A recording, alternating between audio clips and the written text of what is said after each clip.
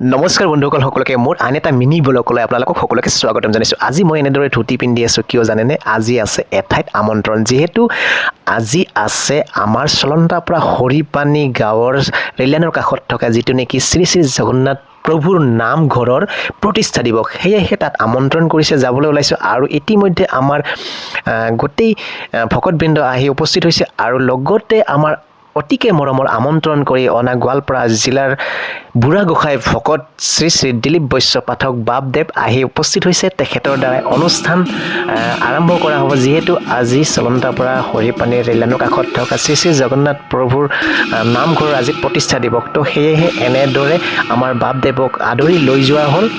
আৰু যিহেতু আজি প্ৰতিষ্ঠা দিৱস, গোটেই দিনটো নাম চলি থাকিব। ৰাতিপুৱাৰ সময় প্ৰথমতে অনুষ্ঠান আৰম্ভ হ'ব আমাৰ বুঢ়াগোসাঁই বা দিলীপ বৈশ্য পাঠকৰ দেৱৰ দ্বাৰাই নাম প্ৰসংগ। তো নাম প্ৰসংগৰে অনুষ্ঠান আৰম্ভ হ'ব আৰু গোটেই দিনটো নাম চলি থাকিব। তো এনেদৰে আমিও আসনত বহিলোঁ আৰু নাম প্ৰসংগ কৰিম বুলি। তো ইতিমধ্যে সকলো ৰেডি। তো আমাৰ বাপ তেখেতে আৰম্ভ কৰিলে অনুষ্ঠান। জয় কৃষ্ণ বুলি হৰি বল হৰি বল হৰি বল।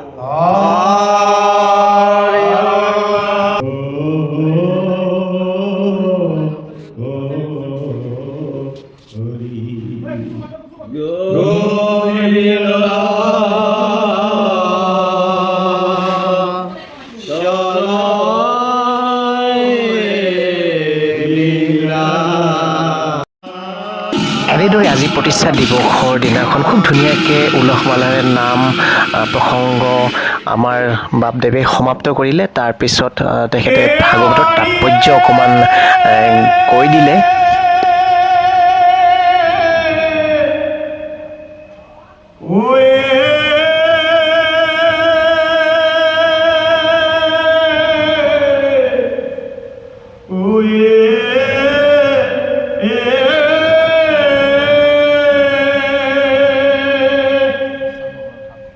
কৃষ্ণ কৃষ্ণ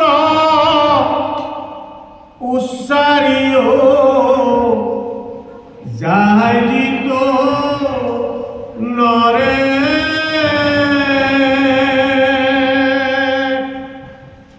তাৰ পাশে জান্ত কৃষ্ণে চক্ৰ ধৰি কৰি। এনেদৰে নাম প্ৰসংগ হৈ যোৱাৰ পাছত সমিতিয়ে আয়োজন কৰা দুপৰীয়াৰ আহাৰৰ সময়ত আমাক আমন্ত্ৰণ কৰি আনি প্ৰথমতে ভকতৰ পৰা সেৱা ল'লে। সেৱা লৈ পেলাই খুব ধুনীয়াকৈ আমাক খাবলৈ দিলে। তো আমিও একেলগে বহি পেলাই সকলোৰে খুব ধুনীয়াকৈ খোৱা লোৱা কৰি অকণমান ৰেষ্ট কৰিলোঁ। ৰেষ্ট কৰাৰ পাছত সমিতিয়ে খুব ধুনীয়াকৈ আমাক সন্মান সহকাৰে আহি আমাক বিদাকি দিলে। সঁচাকৈ বহুত বেছি ধন্যবাদ জনালোঁ সমিতিখনক। তো এই সমিতিখনক শ্ৰী শ্ৰী জগন্নাথ প্ৰভুৱে আৰু আশীৰ্বাদ দিয়ক আৰু শক্তি দিয়ক, যাতে অনাগত বছৰবিলাকত এনেধৰণৰ অনুষ্ঠানটো ভালদৰে চলাই লৈ যাব পাৰে। তাৰে কামনা কৰি মই জয়ন্ত নিলে আপোনালোকক ইয়াতে এৰিছোঁ। সকলোৱে ভালে থাকক। জয় অসম। ধন্যবাদ। কৃষ্ণ কৃষ্ণ।